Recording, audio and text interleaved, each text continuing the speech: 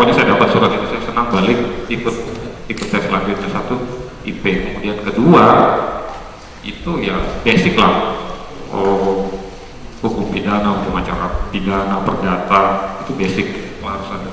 Kemudian psikotes, Anda harus melewati psikotes. Anda harus melewati, biasanya sih ada beberapa itu, dan psikotesnya itu adalah pakai psikotes standar TNI. TNI itu biasanya mereka, jadi psikotes masuk ke seperti akademi militer gitu, itu mereka dasarnya tinggi. Itu mereka akan melihat endurance Anda kalau kerja bagaimana, karena itu mereka menuntut endurance ya, itu mesti dilihat. Kemudian ketahanan Anda bagaimana, analisis Anda bagaimana, jadi mereka dirancang dari itu bisa dilihat nanti di situ. Kemudian juga bahasa Inggris, karena banyak bidang kejaksaan itu yang kemudian menangani transborder crime, transnational crime, banyak, dan juga akan direncanakan membuat beberapa atase itu juga memerlukan kemampuan bahasa Inggris yang baik, dan fisik mesti sehat, yang harus diakui. Kelihatan diskriminatif, tapi itulah peraturan. Jadi hanya melihat fisik yang sehat, yang bisa masuk ke situ.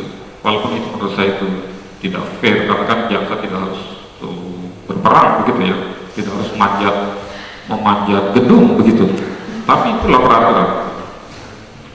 Mungkin kalau Anda masuk kemudian Anda menjadi jaksa pemuda pembidana, Anda bisa rubah ya itu, tapi jangan saya tidak.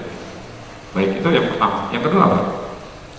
Latihan di luar teori yang kita dapatkan di kampus selain. Ya, itu ada masalah dengan seperti missing link antara universitas atau fakultas hukum dengan bidang-bidang seperti itu. Seringkali walaupun kita banyak pelatihan, itu realitas di lapangan sangat dinamikanya berkembang sangat cepat. Jadi ketika Anda mendapatkan pelatihan itu seringkali tidak bisa terpakai, tapi paling tidak adalah kalau soal pengetahuan itu melihat berkas segala macam itu nggak usah dipelajari lah, itu harus praktek, itu lebih cepat. Kalau teori itu tidak bisa. Sama seperti anak saya belajar bagaimana cara mengoperasikan komputer, dikasih di kertas, itu setengah mati dipelajari, coba kasih komputer pasti langsung cepat. Sama seperti itu. Jadi itu kebanyakan adalah pengetahuan praktis. Paling Anda perlukan itu adalah communication skill gitu, keahlian berkomunikasi. Kemudian juga Anda bisa belajar psikologi. Itu perlu nanti dalam pemeriksaan. Anda bisa membaca. Anda tidak perlu harus menjadi semacam kayak profiler FBI, tidak. Tapi Anda bisa membaca begitu. Kemudian juga membuat analisis, karena di masa saya dulu di Gedung Bundar itu saya bisa memeriksa orang dalam ruang ber-AC sangat dingin, orangnya bisa mandi keringat. Itu karena bagaimana cara kita mengajukan pertanyaan yang tepat. Itu jadi Anda harus hal-hal itu dipelajari. Kira-kira begitu. Kalau dilihat di KUHP tindak pidana, sebenarnya pengontrol perkara itu bukan penyidik. Pengontrol perkara itu adalah penuntut umum, hanya karena, tapi dia tidak bisa langsung. Cara fungsi kontrolnya ada dijalankan dengan, itu ada namanya jaksa peneliti. Jadi selalu harus dibedakan. Walaupun ada tindak pidana khusus, walaupun yang menyidik, tapi orangnya beda. Kita berganti peran. Ada yang namanya jaksa peneliti. Jaksa peneliti itu akan meneliti berkas yang masuk dari penyidik. Dia akan melihat gambarannya bagaimana, kemudian dia akan mencoba menstruktur. Ketika dia membuat strukturnya, dia bisa kelihatan kalau berkas perkara itu kurang lengkap, kelihatan kosong. Nah, itulah kemudian kosong-kosong itu yang dia berikan instruksi kepada penyidik. Itu perkara-perkara tindak pidana umum. Kalau tindak pidana khusus, itu sama juga, ada jaksa peneliti, ada jaksa penyidik. Nanti jaksa peneliti itu akan memberikan instruksi kepada jaksa penyidik. Kalau beda instansi kan mungkin penyidiknya yang datang.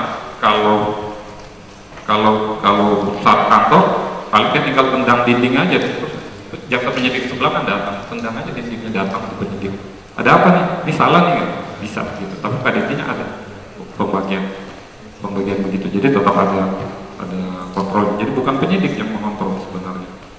Kenapa terjadi penyidik bisa mengontrol? Karena jaksanya malas. Kalau tidak sebenarnya tidak, karena Tuhan juga mengatakan begitu. Itu yang kemudian namanya P18 menyatakan berkata belum lengkap. Kemudian ada yang namanya P19 yang menyatakan kurang lengkapnya di sini sini sini. Anda harus memperbaiki dengan cara ini gitu. Jadi di situ kalau sudah lengkap harus keluarkan P21. Kira-kira gitu.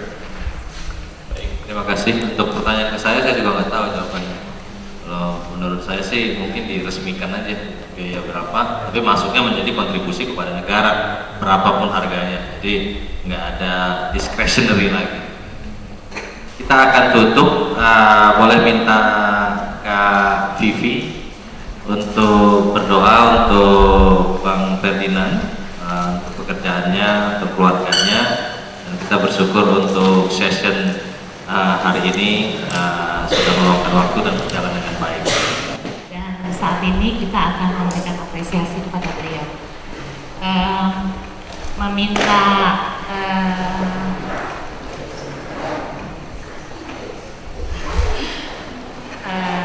peserta yang tunggal ya dari Riau untuk maju ke depan, memberikan apresiasi, mewakili ucapan terima kasih dari kita semua.